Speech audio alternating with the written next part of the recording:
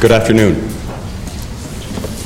Today I'm going to be talking, as said, the empowering the female from pain, the pain of hormonal change. When I was first asked to speak here at this conference, it was as a favor to my senior partner. And I was wondering, what am I going to talk about? What has hormones got to do with pain management in women? And I have to share with you that I felt your wife's presence very strongly as I asked that question. Because I'm here to be of service to you and those here who are attending. And all of a sudden, what came to me as I learned of her story and her situation, that we can see here that cortisol is a steroid hormone which shares the same grandmother origin as the ovarian hormones that I'm going to be talking about today. Just as too much or too little cortisol can create havoc in an individual and has tremendous side effects, the same thing can happen with any of these hormones, including estrogen, progesterone, or testosterone. For 25 years, my mission has been to decrease the hormonally triggered pain and suffering of women throughout their ovarian-related life changes. These ovarian-related life changes include puberty, and what's interesting about this phase is we have little blips of estrogen and then eventually estrogen and progesterone in the young woman's cycle. This young girl doesn't have a clue. She's trying to figure out who she is. And yet she has these occasional Mack trucks come in her way, and she doesn't know what is going on or what's happening. So it's a very trying and difficult time, and I'm afraid most parents have given the same answer to the young girl in the past that our doctors used to give the older women. They'd tap them on the head and say, just hang in there, you'll be over it shortly. This is what we're trying to avoid. There's a tremendous service that we can all do to women and to men. I treat men as well. But we're speaking of women here today. The next ovarian-related life stage is pregnancy. And now we see a tremendous rise in estrogen and progesterone, testosterone levels. And it's the change in the hormones that seems to be much more significant or create, I'll say, havoc than a nice steady level. And then postpartum, we see a plummeting of these hormones, the estrogen, testosterone, and progesterone. In one of these phases that's the most neglected, I feel, in medicine today is the postpartum depression. It's only when a Hollywood movie star develops postpartum depression that America awakens to the possibility that this may be something we should be dealing with. The most common of these, and most women will experience some of this to some variation, is the PMS, perimenopause, menopause continuum. And that's where I'm going to focus most of my attention today. In contrast, the last I have on this, the post-menopause phase, is another phase of very low, steady lack of ovarian hormones, estrogen, testosterone, and progesterone. In my 25 years of clinical practice, I found that what I call the estrogen withdrawal syndrome is the primary hormonal cause for pain and suffering throughout a woman's lifetime. We're all familiar with hypoglycemia, with many people who are diabetic or pre-diabetic. This estrogen withdrawal would be a similar effect. Many women will experience the withdrawal, and most, luckily, may not be symptomatic. But for those who are, it can be devastating, and they're the people that seem to be attracted to my practice. I am not saying all women need to take hormone, but they need to be educated, and the truth without agenda needs to be spoken, just as we've heard in the last talk with the dying patient. The estrogen withdrawal syndrome can be triggered by either a decrease in the blood estrogen levels, and we'd see that like postpartum. During the normal menstrual cycle, the estrogen levels, the estradiol levels, vary from about 50 to, say, 350 at ovulation. At the third trimester of pregnancy, estradiol levels are 15,000. 48 hours later, they're undetectable. So those of you who have had some PMS in response to the hormonal withdrawal around the time of your period, or if you have been a male at the end of that response, imagine what these women are experiencing with menopause or with postpartum. And yet, this slips through medicine's hands. It's one of those cracks that is between the obstetrician who delivered the baby, the pediatrician who's looking after the child, the psychiatrist, and the family in need. Then we have menopause, which we'll, like I say, discuss primarily, and that we definitely will see declines in estrogen in the perimenopause and the menopause itself. And finally, we have specific drugs that we administer, and we have to appreciate that a few of these drugs will induce a medical induction of menopause. The good things is it's reversible, but the bad news is that we are triggering these possibly hormonally normal women who have endometriosis or a fibroid tumor, and we're giving this drug Lupron too, that without estrogen and testosterone and possibly progesterone assistance may be thrown into the estrogen withdrawal syndrome. Another much less talk about cause for the decrease or the estrogen withdrawal syndrome is the decrease of the estrogen effect at the cellular level. And that is often secondary to the administration of an anti-estrogen. Natural progesterone has anti-estrogen effects in the distant tissues. And many drugs that we use every day, the most common being the synthetic progestins that are used in Western medicine, all birth control pills, every single one, whether it's a pill or a patch, is going to contain synthetic progestins. They are anti-estrogens. And then we have the Depo-Provera for contraception, which is 100% progestin, no estrogen. We turn off these women's cycles, and I'd be interested to see if anybody studied to see the number of suicides that have happened in those women. I know there are going to be many. The same thing with the Norplant, which is 100% progestin. Then we've got the infertility drugs that are commonly used. Clomid, which is the first approach that we in infertility tend to use. It is an anti-estrogen. And yet some of these women aren't warned that they may have hot flushes, night sweat, anxiety, irritability, moodiness, depression, changes in their cognitive function. I think that's relevant in a woman's life. And then, of course, the tamoxifen and the other drugs that are used to try to prevent breast cancer. What we're really talking today is about pain. It's not just physical pain. It's not just mental pain. But as we've just heard, about spiritual pain as well. And what I'm going to focus in on is the mental pain, the psychological and emotional pain that I see in women with the estrogen withdrawal syndrome. The most devastating of the symptoms that I see in the women is the depression. Fortunately, to my knowledge, I've never had a woman that's approached me then go on to suicide. I'll share with you a calendar in a few moments. And I used to include suicidal ideation after the depression because I designed this in 1978.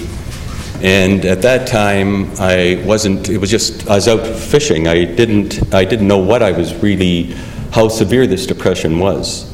It can be very severe in some women, but for most, luckily, it's more like a melancholy. Their life is very good, but they don't feel good about their life, and they don't know why. They do know why, but they can't get a doctor to align with them. Very commonly, and perhaps more common than depression, is the anxiety, irritability, the moodiness. Something that's almost completely ignored in medicine is the decrease in cognitive function that some women experience at this time of their life. I can't tell you the number of women I've seen fired from their jobs at age 40, 45 that they've had for 30 years or 20 years because they just can't manage the way they used to. They can't multitask. The secretary who can't do the 25 things at once that she used to be able to do. Some of these women can't remember whether they made the phone call they promised to make for their boss, or they can't remember. I've had two women who've told me that they were on the highway, Route 8 here in San Diego, they didn't know where they were going, but they were going somewhere at 7:30 in the morning on a weekday, and they didn't know where they were going. And they had to get off the freeway and sit for 10 or 15 minutes and try and determine where they were going. I am not trying to put women down. I am trying to help them by saying some women have a problem and it needs to be addressed. We can't go into our ivory glass tower and pontificate to these people that it does not exist, or to quote a research study that has nothing to do with the question that we're talking about here. The lowest incidence of these psychological and emotional pain that I see is at a time of stable hormonal environment. And that would be like the second and third trimesters of pregnancy, where the hormones are relatively even keel. And then again in the very late postpartum or postmenopausal years, after age 50, where there's a nice steadiness to the hormone levels. In contrast, the highest incidence of this pain that I see associated with the estrogen withdrawal is greatest with the greatest hormonal fluctuations. And I've mentioned the postpartum phase, and I see that significant in the PMS, perimenopause, menopause as well. To diagnose this state is very easy. All we need to do is to draw blood estradiol. Testosterone, if we're suspicious it may be low. Progesterone, if their cycle is changing in time or in menstruation amount. And an FSH to determine where they may be in this spectrum of PMS, perimenopause, or menopause itself. A tool that I alluded to early that I'm going to share with you shortly is the Women's Awareness Calendar. It's something that every single woman that has come to me in the last 25 plus years has filled out on a daily basis. I am not giving you my preconceived idea of what's going on. I have gathered data, as we were told by the previous speaker, and I'm giving you my 25 years of experience of objectively gathering data without any agenda. I left UCSD Academic Medicine to pursue the truth about menopause. 20 years later, 25 years later, I'm still pursuing that truth. Today, I am giving you my version of that truth. I know there is only one truth, and I am not pretending to be anywhere near that one truth. When we're drawing the hormone levels, it's critical that we know that in order to get an accurate FSH determination, we need to draw the blood sample day 1, 2, or 3 of the cycle. The blood estrogen level has to be low, as does the progesterone. If you arbitrarily draw an FSH to determine where she sits in the perimenopause-menopause phase, at any other time of the cycle, high estrogen or estrogen and very high progesterone. This was a graph I did when I was a fellow about 30 years ago. And it was just to give you an idea of the relative amounts. If I were redoing this graph, I would have shot the progesterone up about 4 floors to give you some impression as to the relative amounts of these two hormones in the second phase of the cycle. I draw this diagram but my new version of it, for every patient I see so that they can have an awareness of what their hormones are typically doing in the normal cycle. And it doesn't take a Rhodes Scholar to determine that PMS happens at this phase of a woman's cycle, pre-menstrual, and that it is very likely to be the high progesterone that is triggering the PMS activity. So I am saying to you, in my experience, working with tens of thousands of women, that the PMS, perimenopause, menopause is a continuum. I treat them with identical approach, but some of them are very interested in knowing where they fall into that perspective. And so I do a blood level, and then I confirm with this calendar. This is the greatest tool I use in helping women help themselves. My job is not to dictate to the women what they are to do. My job is to educate, make them aware, give them some choices, and let them decide. Then I take it a step further, and I usually will start with one hormone at a time if there's multiple hormones that are off. I see the patient every 2 weeks to fine-tune. I always start their hormones low, and then I observe the response to the various symptoms that we have outlined here on this calendar. The way they do this is very simple. It's a daily record over the month. It takes about 2 minutes to do. They indicate mild with a 1 on a given day, moderate with a 2 for a particular symptom, and 3 for severe symptomatology. They leave the square empty if there is no problem. I tell the women that come to see me that I can almost guarantee to them that at the end of the 6 weeks, if they're menopausal, and it'll take a little bit longer if they're perimenopausal, because we've got to wait for each perimenopausal phase to see if we're giving her adequate hormone replacement. But in 6 weeks with a menopausal woman, I'll have her feeling as well as she did when she was 35. And I can almost guarantee that. But this is what I do. I am not doing research. I am not teaching.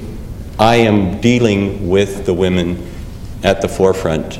And I can tell you the tremendous change I have made in these women's life is amazing. I do what I do because I do what I do, and I know this is what I'm to be doing. And what I'm going to share with you in the next moment is part of another aspect of me that I know I'm doing exactly what I'm to do, to write a book. And it's not for me and not for money. It's to educate the women that you do have choice. The title is Menopause. Menopause. We always call it menopause. One day I was looking at menopause and it hit me. Menopause.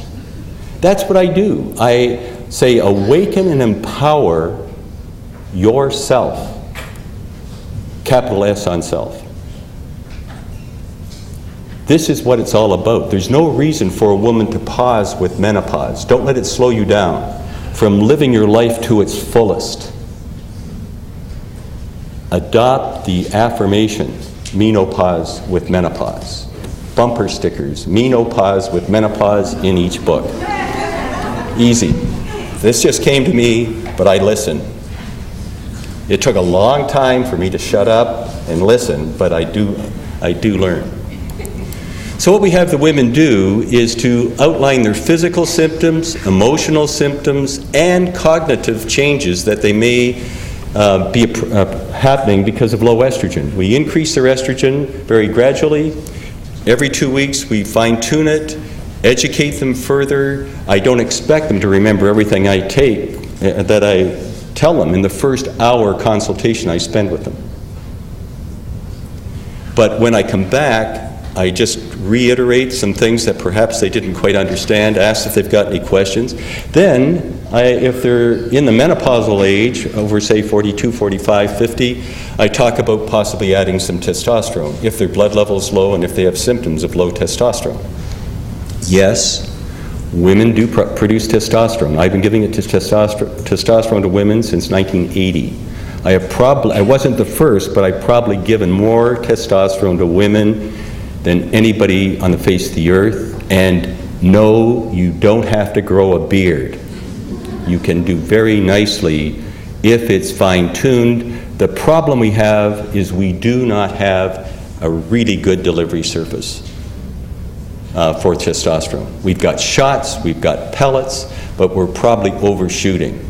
Once we get a nice delivery service of testosterone, many more women will be benefiting from this. Here's a typical slide of somebody who has PMS. And how do I know? Here's where her period began.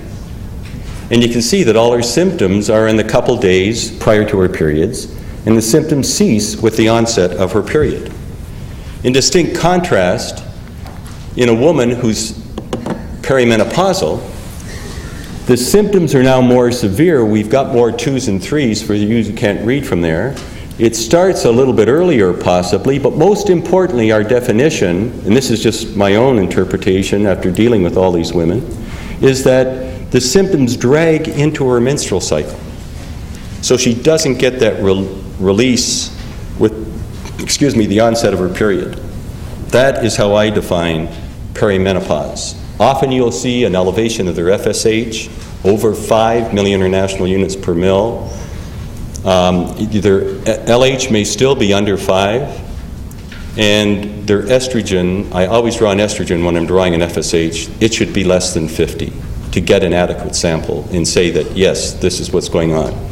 I am beyond that. I still do it, but I don't need it. My calendar, I would take it over any lab.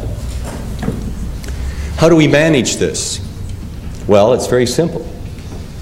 We give the lowest dose of the natural, biologically identical, non-oral estradiol to meet the individual woman's needs. And how do we know what that is? We talk about a woman's estrogen zone. Where does she feel well? Not too little, not too much. And usually I'll find that she gets relief of these symptoms in a range somewhere between 50 and usually by 150 picograms per mil estradiol. What I've found over the years, and this is not absolute, I'm just giving you a very generality, I find that the physical relief, which medical research focuses on when they talk about menopause, the hot flushes or night sweats, you need perhaps less estrogen. The palpitations, the sleep disturbances, I include in the physical. In the emotional, the anxiety, irritability, moodiness, and depression, you may need to give them a little more estrogen to help them with that. And the cognitive, I have found, you may need to give them a little more to help them with that. So if you're giving a very low dose of estrogen, you may help them with their hot flushes, but then you need to give them an antidepressant or anti-anxiety for their symptoms that are triggered by a low estrogen. And then you just leave them hanging because you don't know what the cognitive changes are due to. I'm saying if you work with something like the calendar, you very quickly are made aware that there is a problem and it's very, very treatable. Is all you have to do stop and listen. Let them tell you what's going on rather than you dictating your beliefs onto them. A surgical menopause is an interesting phenomenon. It's a savior to women with severe PMS or perimenopausal symptoms where they're having this rocky road, they're out in the middle of the ocean, okay? It can calm the storm, so when you do give hormone replacement, it stabilizes it. I have one major regret that I recall in my clinical practice. It was the first woman I met with PMS. And her fiance was one of the most brilliant reproductive endocrinology PhDs that worked in our practice at the time, or in our university. And she had severe PMS. And I had not really heard about it, but I was beginning to be interested about it. This is back about 1977. And they pleaded with me to take her ovaries out. And I said, you know, I can't do that. You just don't go taking women's ovaries out. She suicided 1 week before I finally was talked into doing her hysterectomy and oophorectomy. Estrogen, progesterone turmoil, like cortisol, like anything else, can have devastating consequences. Yet, this surgical menopause can be a horror for young women who are hormonally asymptomatic at the time of the surgery. So it's a dual-edged sword. It has to be individualized to each woman's specific needs. I want to spend the next few minutes, if I can, just going over the history of hormone replacement with you. Estrogen was found many, many years ago. In the early 40s, Premarin was discovered and had been used, Premarin alone, for many years. And then in the 60s, the oral contraceptives came along.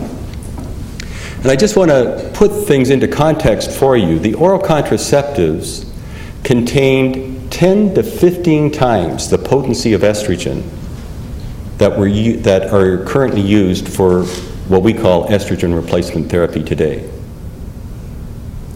And along with that estrogen, each of those birth control pills also contained a very potent, much more potent progestin than estrogen, relative amounts.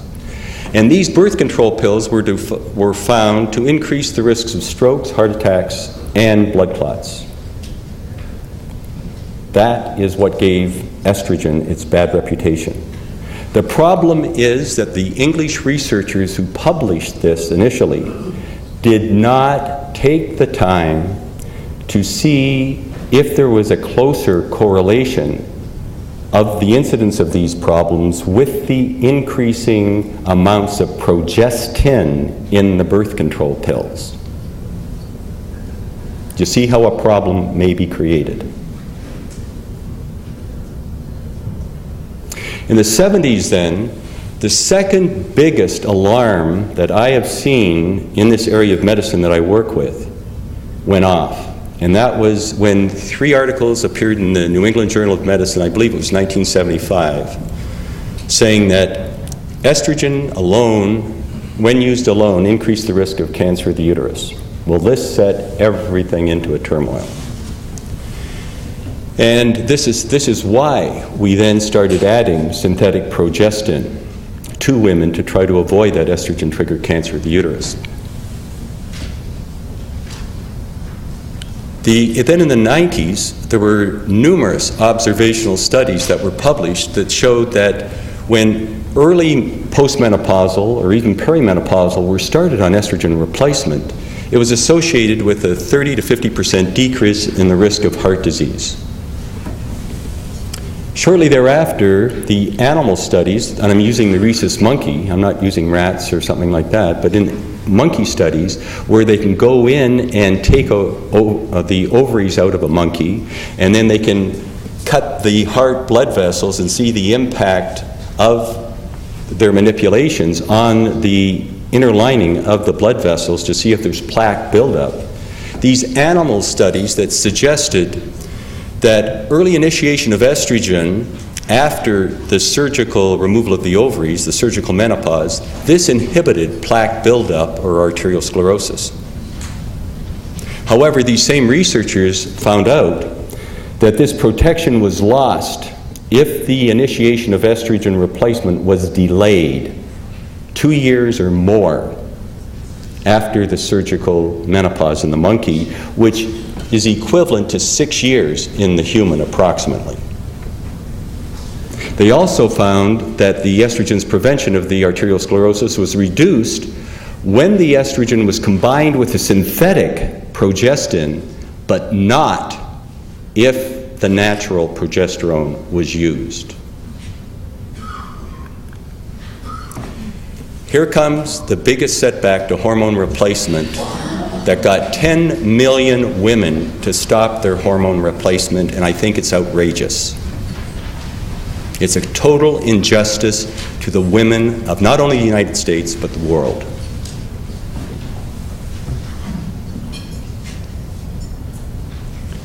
It was on July the 9th, I believe, or the 11th, I think it was the 11th, that the women's WHI researchers called a press conference. Yes, research has gone Hollywood. This was a week before the publication of the article, so none of us had privy to the information. And unfortunately, they were not specific enough to really emphasize what they were trying to say and put things into context. This created fear, anxiety, and panic in not only the American women, but the postmenopausal women of the world. A dear friend from France has said that in France it almost became outlawed. Here in the United States, I'm told that certain medical institutions actually send out notices to patients they had to stop their hormone replacement because of one study. Let's look a little further at this study. This study was basically, it was an excellent designed study when you look at a double-blind placebo-controlled study. Its content was very interesting, but when you try to put that content into context, the real world of clinical practice, it was a disaster. It had no relevance. Why did it have no relevance? Because it was an asymptomatic women. Did you know that 94% of the women in this study were completely asymptomatic, had no menopausal symptoms? These were unhealthy women, even though the title of the paper says they're healthy women. Over approximately half the women were on antihypertensives. A third of the women were on cholesterol treatment medication. 4% were diabetic, and approximately 6% had some very obvious evidence of heart disease. They either had a myocardial infarction or they had angioplasty, open heart surgery. 6% of these women had these problems. They were an older population. They ranged in age from 50 to 79. The average age of a woman in this study, in the Women's Health Initiative studies, these hormone studies, is 63. These were women whose hormones were delayed many years after menopause. Most of these women were taking a form of estrogen and progesterone for the first time in their life. Only 6% were currently on hormone immediately prior to the study. Only a total of 25% had ever used any hormone in their life for menopausal reasons. So 75% of these women were starting hormone replacement up to the age of 79.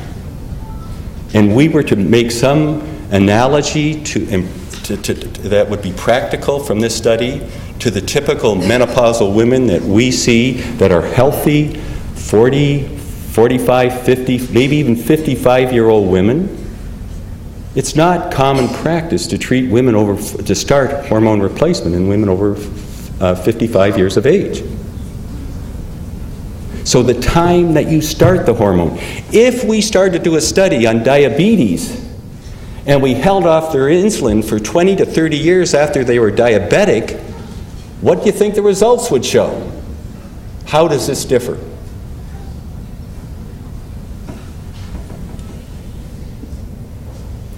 The other problem was, and again I could use the analogy of diabetes, the big problem I see also was that the same dose of Prempro, which is a combination of Premarin 0.625 milligram and Provera 2.5 milligram, was given to every woman on hormone replacement. There was no individualization of dosages, and there was no consideration to the aging process and the decrease in metabolism that happens in every human as they age. So what may be adequate to prevent hot flushes in a 50-year-old woman may be an overdose when we give that same dose to a 70 to 79-year-old woman. And I believe medical research has to take some responsibility for what we're about to show with you. What they did report was an increase in heart attack, breast cancer, and stroke, all of which were not statistically significant in the initial report. But there was an increase in venous thromboembolism, which was statistically significant. The concerns, I pretty much outlined them, that I have: the age, the tremendous, markedly delay in the initiation of hormones after menopause. My patients are symptomatic, not asymptomatic. In my patients, there's an individual dose and not the one-size-fits-all. Instead of entering women shortly after the menopause and following the various medical incidents for the 25-plus years that the WHI research would have had to do to get the information they wanted on hip fractures and strokes and heart attacks, they decided to take a shortcut and do an 8.5-year study. And what this necessitated is the inclusion of older, unhealthy postmenopausal women in order to achieve sufficient numbers of medical incidents to achieve statistical significance. This data here is from the Premarin-only paper that appeared 2 years after the initial paper. The results were given to the researchers and to the data review board I believe it's 6 monthly intervals for both studies. In this study, and this is not the way it appeared in the paper, this is my regraphing so I can have some idea of what's going on rather than just an array of numbers. This is the death rate. And I need to emphasize with you, in both the Prempro and the Premarin WHI studies, the most common incident they found was death. It wasn't heart attack and it wasn't breast cancer. Old women. But I want you to just work with me for this next few minutes. What this does depict is the death rate in the different age groups, the 50 to 59, 60 to 69, and 70 to 79. And first of all, let's just focus on the placebo, which is a darker shade. I can round things off to keep the numbers off to keep them easy for you. So the death rate in the 50-year-old was, say, 40. We're going to call that X. The death rate in the 60s is about 80, which will be 2X. But the death rate in the 70 to 79-year-olds is 130, which is greater than 3X. The problem the researchers that published this information did is when they were going to try to make it relevant, if they just did what they did and didn't have the news conference and just published it and left it alone, I wouldn't have an argument with it.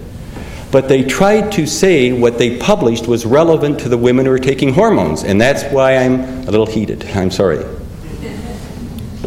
But look at this. You can see that there are 3 times as many deaths than there are in the 2 younger groups, and this is really the clinically more relevant group. So when you look at the total experience, 50 to 79-year-olds, you're really talking about the experience of the 70 to 79-year-old when you're talking deaths. And this trend is happening with most of the different things where there was a negative implication. Now, even more interestingly, let's look at the impact of the Premarin and to the Prempro groups in each age group. In the 50 to 59, there are 10 fewer deaths in the Premarin group.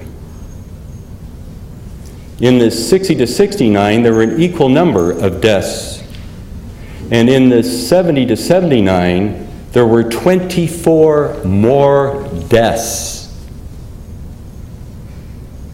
I would question the researchers, was this excess deaths partially due to an overdose of Premarin in these older women? But more importantly, this is the group that we want to pay attention to, and we want to follow them a long term to see what is the impact in the long term. This, what I'm pointing out here is identical. You see the exact same things when you look at the global index, which is a summation of all the different incidents in this study. In this Premarin study, where I just showed you the death rate, I showed you a 27% reduction in deaths in the 50 to 59-year-old hysterectomized women, they didn't even mention. They could say it's there, but it takes an idiot like me who spends every weekend for 5 years reviewing all this crap to try to find the truth.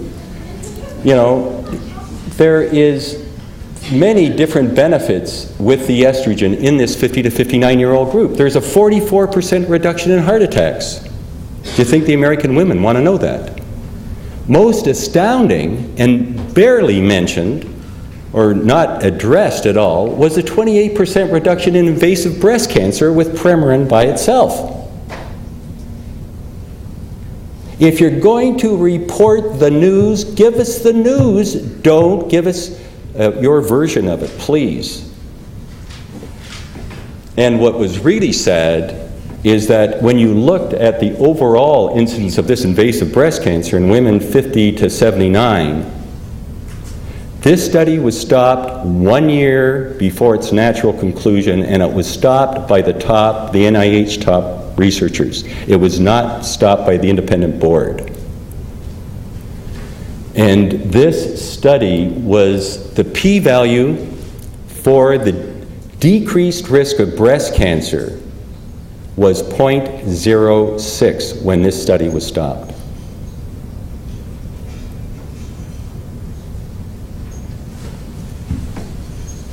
In this age group, the 50 to 59-year-old, there was no increased risk of strokes. I think there were 17 strokes in both the Premarin and the placebo group per 10,000 women. But this is why they said, in the way it was released to the press, they stopped it because there was a higher incidence of strokes, and they said there were going to be 12 extra strokes per 10,000 women. But does anybody tell you that there were only 2,500 women taking Premarin when they stopped the study? So that 12 is down to 3. You or I, your presence here indicates that you're probably a little bit more compassionate than some.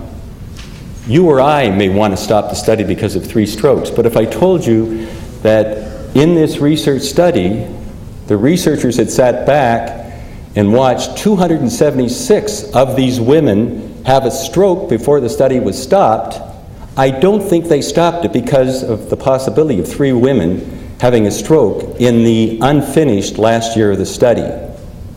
It is my contention this is why they stopped the study. How were they going to prove to the world that estrogen was associated with a reduction in breast cancer when they had told the world 2 years before, implying that estrogen causes breast cancer? It wasn't the estrogen. And I'm not trying to say I believe estrogen's good. I'm just trying to say I don't think it's as harmful as we thought it was. The benefits observed with the Premarin in this younger age group were lost with each additional decade that the initiation of the Premarin was delayed. So you saw a very positive experience in the 50 to 59-year-old. you saw a less positive experience in the 60 to 69-year-old women, and in the oldest group, there was risk. And this is what I just mentioned before. The overall, there was a 23% reduced incidence of invasive breast cancer, and the p-value was 0.06. When this study was stopped prematurely 1 year before its natural conclusion. So when somebody tries to tell me that Western research, it has to be a double-blind, placebo-controlled study, I get a little nervous about agenda. I wonder why this was stopped. In an observational study, which the WHO have also done, which includes almost 100,000 women, they're not going to stop those studies unless money runs out. But they're not going to stop them because there's a risk, okay?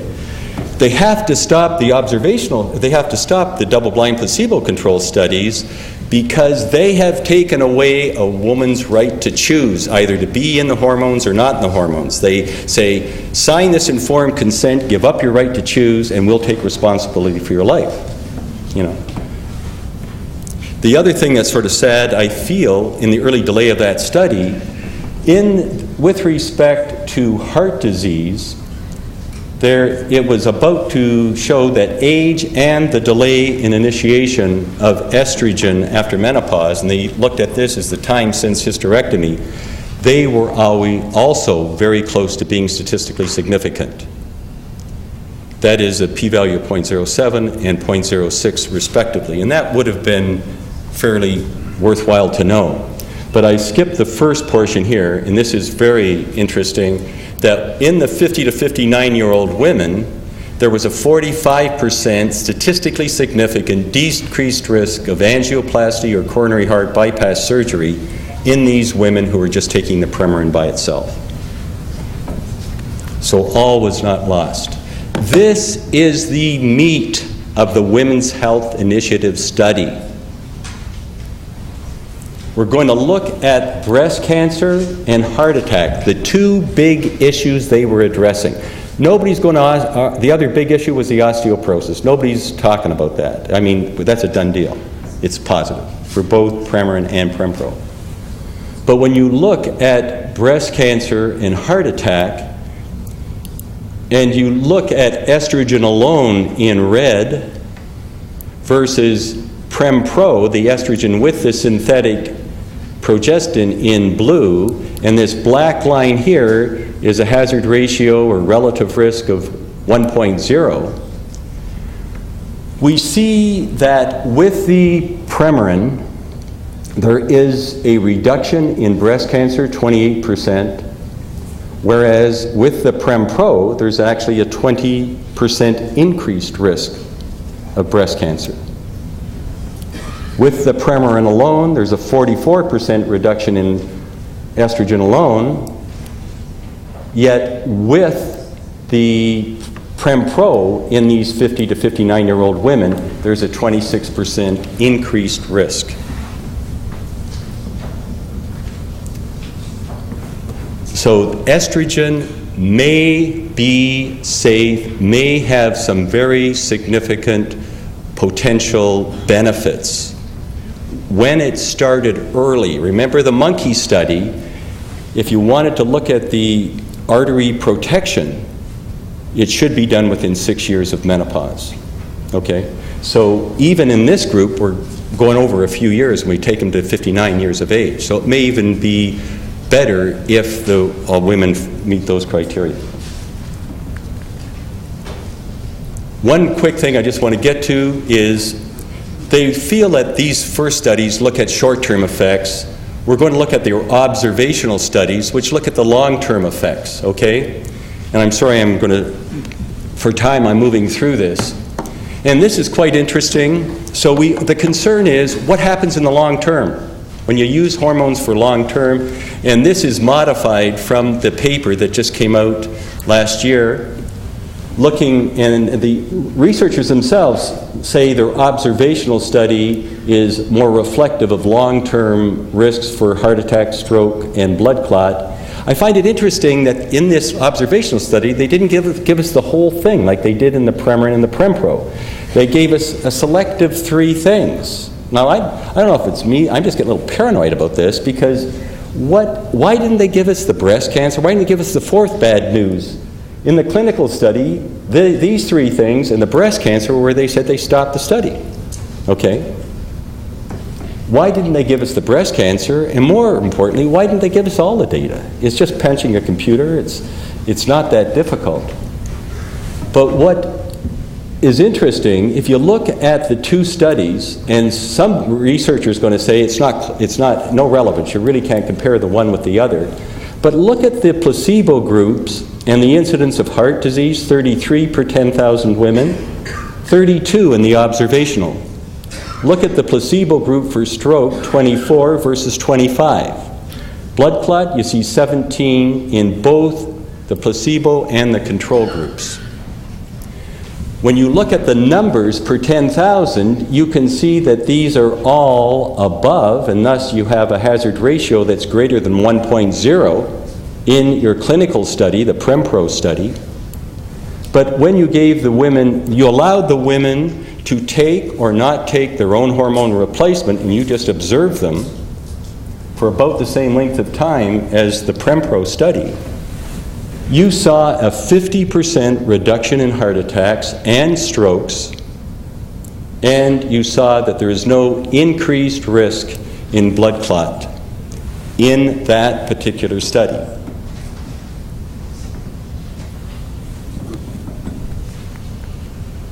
Conclusions.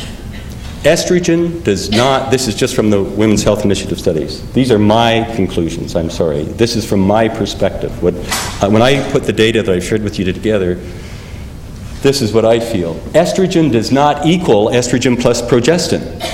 It'd be like insulin and sugar. Premarin is much safer than PremPro. Premarin 0.625 milligram reduces the risk of both coronary artery disease and breast cancer, while PremPro with the progestin increases the risk of both coronary heart disease and breast cancer. Synthetic progestin appears to increase the risk of coronary heart disease, invasive breast cancer, stroke, and venous thromboembolism in postmenopausal women aged 50 to 79. Both age and the delay in the initiation of postmenopausal hormone replacement may play an important role in the risk-benefit ratio. Although estrogen and progestin administered to postmenopausal women aged 50 to 79 years increase the risk of coronary heart disease, stroke, and venous thromboembolism in the short term, long-term estrogen plus progestin appears to reduce the risk of coronary artery disease and stroke and appears to be neutral for venous thromboembolism. Bottom line, what am I going to do? I'm going to continue to do what I've always done. I'm going to listen to my patients. I take the information in. I am going to continue to dissect, trisect, swallow, regurgitate, re-swallow research studies as they come up and try to put it into context so I can then share what I believe to be the truth. We are all in search of the truth. There is only one truth, but we all have different pathways to get to that. So I plan to continue to give hormone replacement for life for women.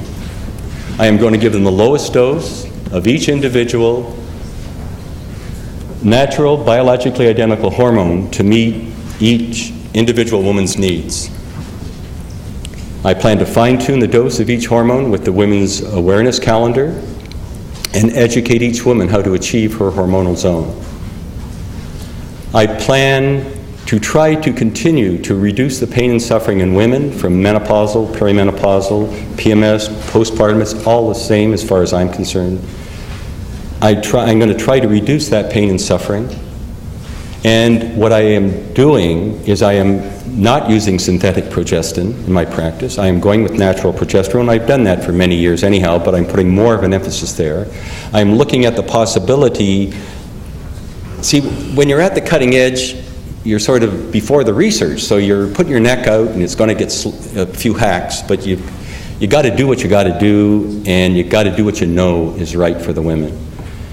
So I'm going to start using some of the progesterone creams. I know I may see a few cancers of the uterus, but I can do ultrasounds, do endometrial biopsies, even do a DNC if necessary. It's interesting in my clinical practice, maybe I've just been blessed, but I have not, to my knowledge, there may be 1 or 2 women perhaps who slipped through the cracks that have died of breast cancer that I don't know of, but I am not aware of a single death in breast cancer in my patients for 25 years. But I try to get real with my patients. I try to get them to understand possibly why this happened to them at this point in time. My aunt with breast cancer, I asked her, Aunt Rita, why at age 86 why do you feel? I don't ask anybody what they think. I'm beyond the male, we're going to the female. I say, what do you feel? Why do you feel you needed to develop breast cancer at this age? And I was just flowing her love and appreciation. Do you know what her response was? She looked at me as though, what the hell are you asking me this for? But she just felt the love and compassion in search of the truth. All of a sudden, a light went on. She said, this is what it's going to take to bring my 4 kids together. I said, I suppose this is something you've wanted all your life. And she was in tears, and she said, absolutely. And I said, I suppose if I told you that this is what it was going to take, a breast cancer at age 60 to bring your kids together, you would have opted for that breast cancer at age 60. She said, absolutely. That was before Christmas 2004. The vultures turned to doves over Christmas. The cancer disappeared. Metastases throughout her body. No treatment, metastases going away. She went to the doctor at the end of January to get the good news and shared it with her kids, and the doves went back to vultures. They had the money spent. She died 5 months later, but she and I know why she went to her deathbed. She did not require a single pain pill. She knew why she had chosen this for a higher cause. And I need to share with you, sir, that when I was preparing my talk,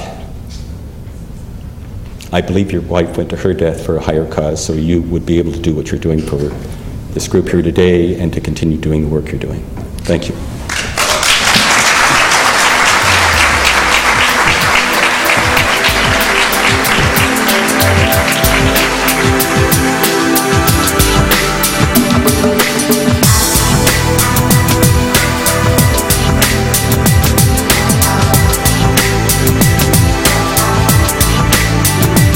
The Foundation helps facilitate dialogue between Western physicians and alternative medicine practitioners in the diagnosis, treatment, and management of pain in women.